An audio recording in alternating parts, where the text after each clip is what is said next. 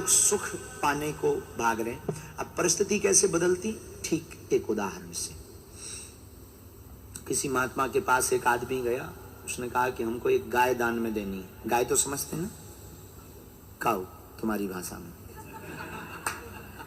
महात्मा ने कहा कि, उस व्यक्ति ने कहा कि हमें आपको एक गाय दान में देनी है, आप स्वीकार करो। महात्मा ने कहा स्वीकार है, लाओ भाई, क्या दिक्कत है। गाय मिली महात्मा के चेले, और महात्मा बहुत खुश हुए।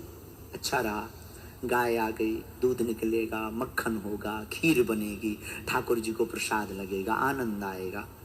लेकिन वो आदमी भी रहा होगा दुबई का, देने वाला 8 दिन बाद वापस ले गया काऊ को, गाय को वापस ले गया। अब चेले मुंह लटका के आए महात्मा के पास। महात्मा ने कहा क्या बात है, मुंह क्यों लटकाए? बोले वो जो गाय दी थी ना, वो वापस ले गए। महात्मा बोले भला हुआ, ठीक हुआ।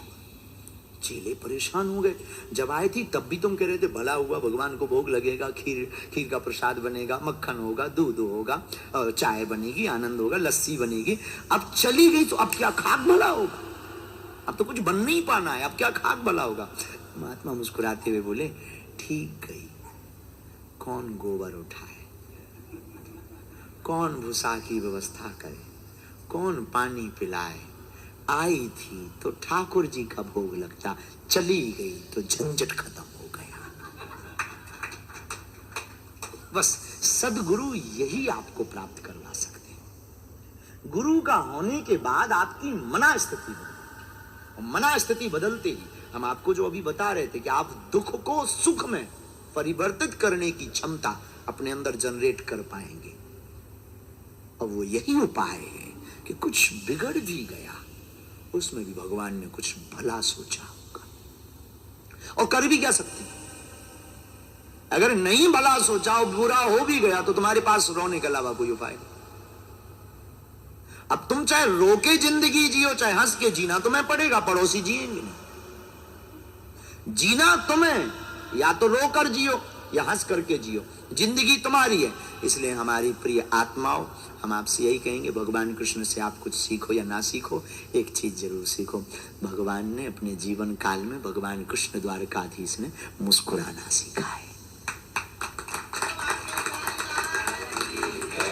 वो ब्रिज में रहे तो मुस्कुराते रहे, उन्होंने वृंदावन छोड़ा तो मुस्कुराए, मथुरा में कंस का वध किया, मुस्कुराए, वहां के राजा उग्रसेन को राजा बनाया तब भी वो मुस्कुराए, जरासंध ने 17 बार आक्रमण किया, उसको हराया 17 बार तब भी वो, 18वीं बार वो ब्राह्मणों को अनुष्ठान पर बैठा के आया और भगवान को रण छोड़ना पड़ा, नाम रणछोड़ दास पड़ गया, लेकिन तब भी भगवान द्वारका भागे छोड़कर, द्वारका के राजा बने तब भी वो।